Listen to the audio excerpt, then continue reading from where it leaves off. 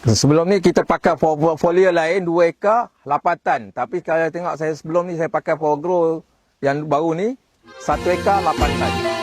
Sopan santun anak Melayu, senyum terukir, senyum Nama saya Muhammad Zulkarami bin Abdul Razak di Kampung Sungai Kuang, Teriang, Dau, Johor.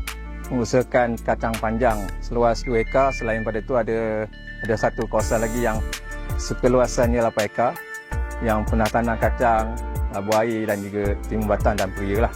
Tapi kita tanam fokus hari ini ialah kacang panjang seluas 2 ekar. Saya dalam bidang pertanian ni hampir 7-8 tahun. Kita ada pernah pakai dan juga lain pada foliar lain. Saya bezanya Powergrow ni dia punya kesan ni pokok hijau dan juga bunga cepat. Nampaklah kesan dan hasil beza lah.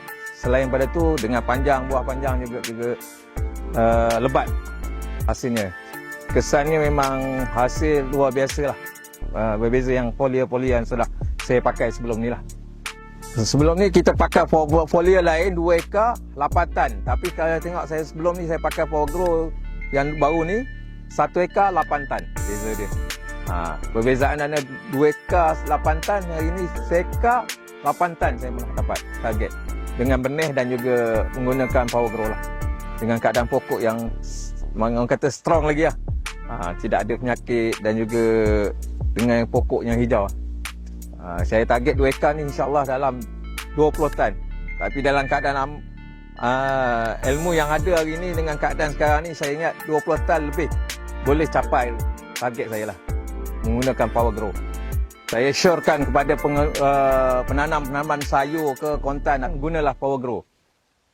Cuba sekali, barulah anda tahu bagaimana kesan dan hasil yang anda akan dapat. senyum terukir.